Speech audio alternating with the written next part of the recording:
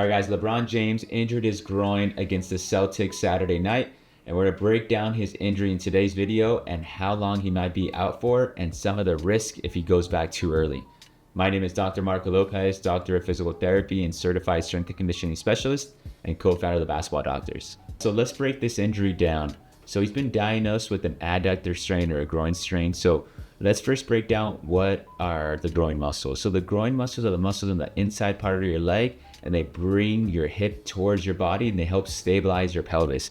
There's several groin muscles. We have the adductor longus, magnus, brevis. We also have the gracilis.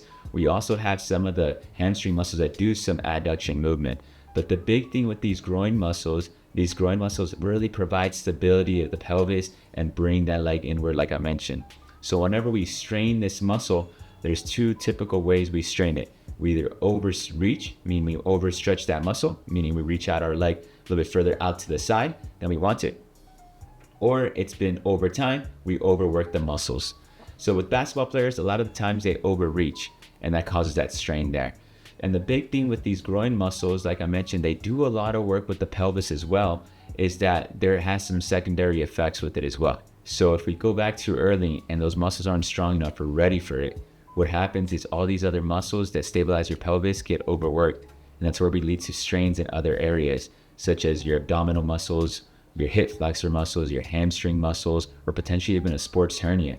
But a lot of these injuries start with an adductor simple strain and progress to that if you don't rehab properly. So when it comes to the strain of the groin, there's different ways you could strain the groin muscle, parts of the muscle that you can strain. You could strain the muscle belly itself. You can strain the muscular tendon junction when the muscle is turning into the tendon, or the tendon itself.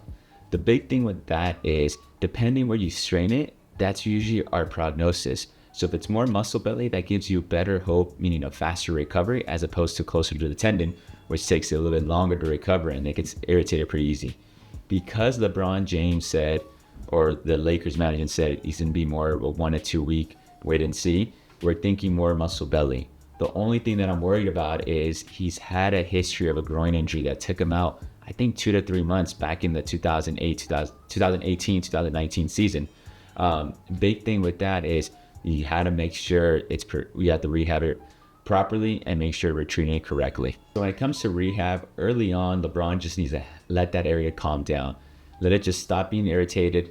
And once it calms down, then we want to really work on pain-free contractions. Once we get some pain-free contractions, we start progressing into more strengthening all over the core muscle, like I mentioned, the hip flexors, hamstrings, core, also the adductors, glutes, but all these other muscles have to be strengthened as well.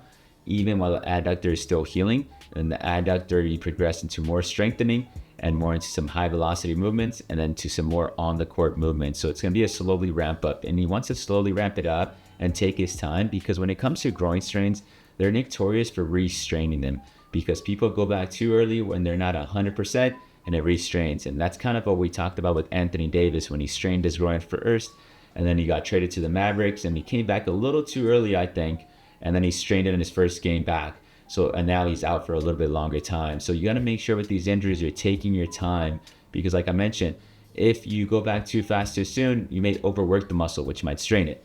Or you might overstretch it. So you want to make sure you're pain-free, stretching that adductor and pain-free contractions before you even step on the court, because there's so many other muscles that NBA players are really good at compensating, so they could compensate for that injury. But for LeBron, we need him for the playoffs, so he needs to be ready and fully healed as he's progressing to these stages. All right, guys, in regards to the prognosis, I think he might be out a little bit longer than the 1 or 2 weeks, but he probably will make it before the playoffs. That way he could just ramp it up, but it'll probably be on minute restrictions, because the playoffs is where he's really trying to aim for and be 100% there. But look for him to be out a little bit more, just so he could be conservative just in time for the playoffs. But hopefully you guys learned a lot about the groin injuries and what the process is going to look like. And if you guys have any questions regarding groin injuries, or if you have a groin injury yourself and you need help with your rehab, send us a message or comment below and we'll try to answer your question. Share this video with friends and family. Hit the subscribe button, hit the like button. We are the Basketball Doctors. Let's ball for life.